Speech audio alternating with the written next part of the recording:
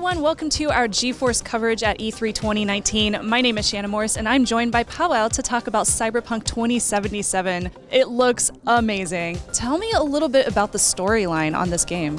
In the game, you're playing as V, and V is a mercenary who tries to make living in Night City. And as you could have seen in the CGI that we have shown, there are circumstances that happen around V that make Johnny Silverhand appear in V's life, and then everything gets way more complicated, and that moves story forward.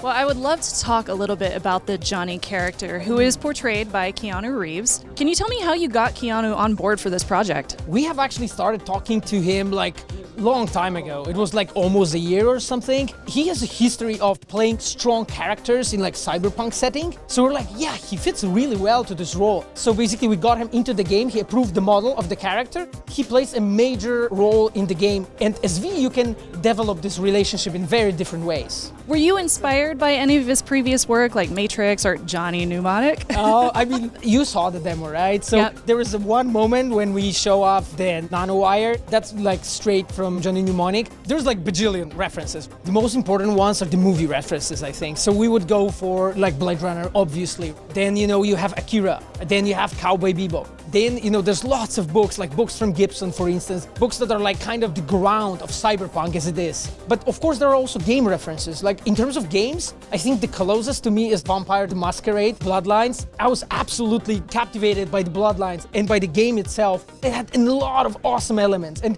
in Cyberpunk, we're doing lots of things like that. You can pick your life paths. You can create different builds that put you into different branches. We have branching storylines, and actually lots of things change depending on your choices. So you can see all those references there. And you also have like different, not necessarily classes, but you can customize your characters in so many different ways, correct? Yes, like we call it a fluid class system. So basically our class system allows you to pick skills and attributes from completely different trees. You can mix and match. So basically player can do weirdest possible character he wants and it still works. Because our job as a quest designer is to make sure that every quest is beatable in some way, no matter what weird combination you have figured out for yourself. And it's really fun, actually, figuring those out. So there's a lot of different ways that you can actually beat the different missions, and it all just kind of depends on what kind of character you choose to play. Exactly, and in The Witcher 3, we sort of did like a branching storyline in open world. In this game, we are taking non-linear game in open world and adding branching gameplay. So we can actually have the different playstyles and you have completely different paths depending what you did.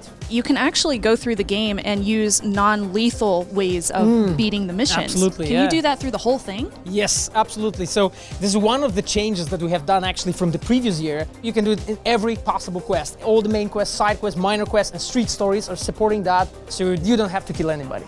Now, I would like to ask you a little bit about the environment. There's tons of awesome lighting and colors and everything. How are you implementing ray tracing in this game? So there's few ways we are using it. We just want to make sure that the city really looks cyberpunk so that it reflects nicely in like puddles, because the realistic look of the game is our goal. Well, you definitely have me interested.